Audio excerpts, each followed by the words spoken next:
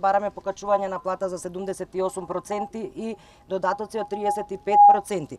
Односно, во Законот за судски буџет во член 4 е предвидено дека заради функционирање на судската власт се утврдува износ од најмалку 0,8% од бруто домашниот производ.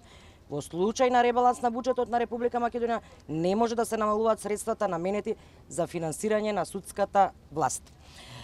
Поради високиот степен на одговорност што го имаат службениците во судовите, како и грижата на судскиот совет во рамките на судскиот буџет, наидовме на разбирање и транспарентност.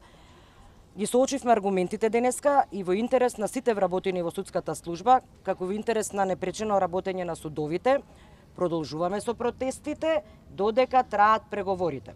Имам целосно разбирање, има целосна поддршка. Се обидовме како судски буџет во неколку наврати.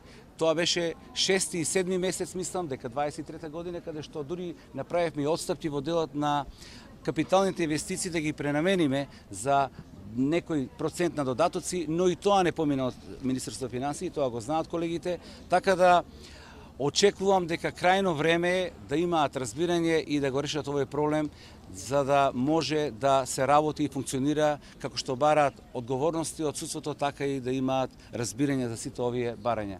Морам да потенцирам и тоа дека во услови кога имаме намален број на вработени, кога имаме зголемен број на обем на работа, мислам дека тоа е недвосмислено, општо познато и дека треба да имаат крајно разбирање за овие барања на колегите. Добро, каде отидоа тие пари кои што биле наменети токму со закон опфатени да им следува на вработените во судската администрација и кој треба да понеси одговорност?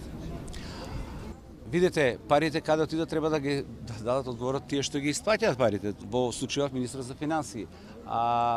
Таму треба да се обратат и да се добие одговор на прашањето. Ние располагаме со средства кои ни се одобруваат од страна на министерот за финансии и овие парични средства ги нели распоредуваме согласно законот за плати. Каде отидоа треба сепак тоа да го прашате Министерство за финансии. Има ли основ за кривична одговорност? Тоа треба да прашате во обвинителство. Ве молам, вакви прашања не може да ви одговорам дали има основ, тоа сепак е основ на разредување на некои други состојби. Не можам да одговорам јас за такви прашања.